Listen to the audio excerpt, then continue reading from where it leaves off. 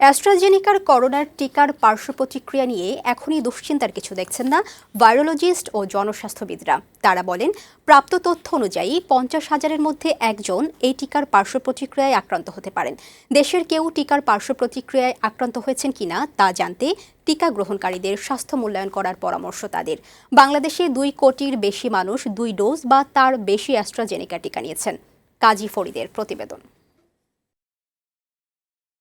পার্শ্ব প্রতিক্রিয়া নিয়ে সমালোচনার মধ্যে করোনা টিকা প্রত্যাহার করে নিচ্ছে ব্রিটেনের ওষুধ প্রস্তুতকারী প্রতিষ্ঠান অ্যাস্ট্রাজেনেকা। তবে তারা বলছে, বাজারের চাহিদা কমে যাওয়ায় এ সিদ্ধান্ত নেওয়া হয়েছে।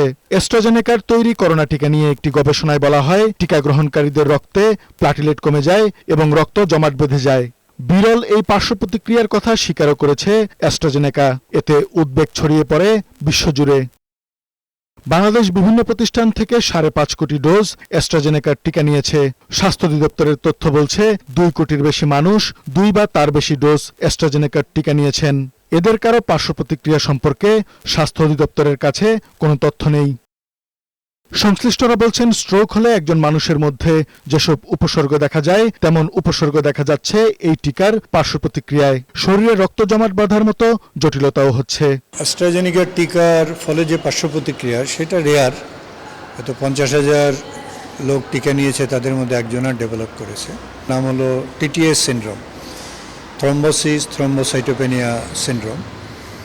তো এখানে যেটা দাঁড়ায় যে ব্রেনের রক্তনালীতে এটা রক্ত জমাট বেঁধে তাদের স্ট্রোক হচ্ছে, তাদের শারীরিক ক্ষতি হচ্ছে, কোনো কোনো ক্ষেত্রে মৃত্যু হচ্ছে।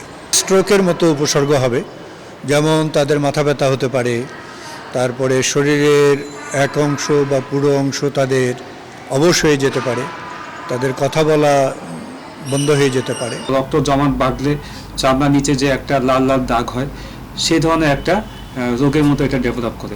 তবে এখনই দুশ্চিন্তার কিছু দেখছেন না তারা। দেশে অ্যাস্ট্রাজেনেকার টিকা গ্রহণকারীদের উপর মূল্যায়ন করার পরামর্শ তাদের। থ্রম্বোসিস থ্রম্বোসাইটোপেনিয়া পালপুরা এটা হচ্ছে ফিউ ডেজ থেকে ফিউ উইকসের মধ্যে ডেভেলপ করে, যেটা আমি দেখেছি। হ্যাঁ, কিন্তু আমরা তো প্রায় বছরখানেক অতিক্রম করে ফেলেছি এবং সেই ভ্যাকসিন দেওয়ার পর আমরা অন্য ধরনের ভ্যাকসিনও দিয়েছি। উৎকণ্ঠার মতো কোনো কারণ আমাদের এখন পর্যন্ত আমার জানা নেই। 50,000 লোক টিকা নিলে তার একজনের হতে পারে, তার মানে খুবই কম সম্ভাবনা।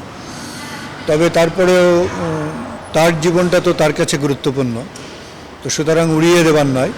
সুতরাং বিভিন্ন দেশ এ সম্বন্ধে খোঁজখবর নিচ্ছে। আমাদের দেশেও বহু লোক অ্যাস্ট্রাজেনিকার টিকা নিয়েছে, তো সুতরাং আমাদের দেশেও এই ব্যাপারে তথ্যপত্র সংগ্রহ করতে হবে, বিশ্লেষণ করতে হবে। সরকার একটা কমিটি করতে পারে এটার উপরে, এবং এটা যেহেতু নিউরোলজিক্যাল ইস্যু, সুতরাং যারা নিউরোমেডিসিন নিয়ে কাজ করেন, নিউরোসার্জারি নিয়ে কাজ করেন, তাদেরকে অন্তর্ভুক্ত করে এবং পাবলিক হেলথ অন্তর্ভুক্ত করে এবং যারা টিকা নিয়েছে তাদের কাছে তথ্যপত্র সংগ্রহ করে এ ব্যাপারে, এবং এই ধরনের কেস যেটা পাচ্ছেন আমাদের পাবলিক হেলথের লোকেরা বা নিউরো মেডিসিন বা নিউরোলজির লোকেরা, তারা এইটার উপরে রিপোর্ট তৈরি করতে পারেন, প্রতিবেদন, এবং সেখানে তাদের ম্যানেজমেন্টটা কী হবে সেটা একটা পরামর্শ থাকতে পারে। মহামারীর সময় জরুরিভাবে মানুষকে টিকা দেয়া হলেও নিরাপত্তা ও বৈশ্বিক স্বীকৃতির সব ধাপ পার হয়েই এসব টিকা দেয়া হয়েছে বলে জানান তারা। তবে কারো দেহে সমস্যা দেখা দিলে সরকার স্বাস্থ্যসেবা দিতে পারে। প্রতিষ্ঠানের কাছে ক্ষতিপূরণ দাবির বিষয়টি আইনগতভাবে বিবেচনা করতে হবে। ইংল্যান্ডে এ নিয়ে একটা কেস চলছে কয়েকটা, তো সেখানে তারা ক্ষতিপূরণের মতোই বলছে। তো এটা দেখা যাক আমাদের আসলে প্রকৃত অবস্থাটা কি। এটা যদি বেশ কিছু সংখ্যক হয় তাহলে সেক্ষেত্রে হতে পারে যে এমনিতে তারাও কিন্তু যখন টিকাটা দিয়েছে তারাও কিছু এর সম্বন্ধে একটা সার্টিফিকেট ধরনের নিয়েছিল যে এর কোনো পার্শ্ব প্রতিক্রিয়া হলে তার জন্য কোম্পানি দায়ী থাকবে না। তো সেগুলো আইনগতভাবে দেখতে হবে। কাজী ফরিদ, বৈশাখী সংবাদ, ঢাকা।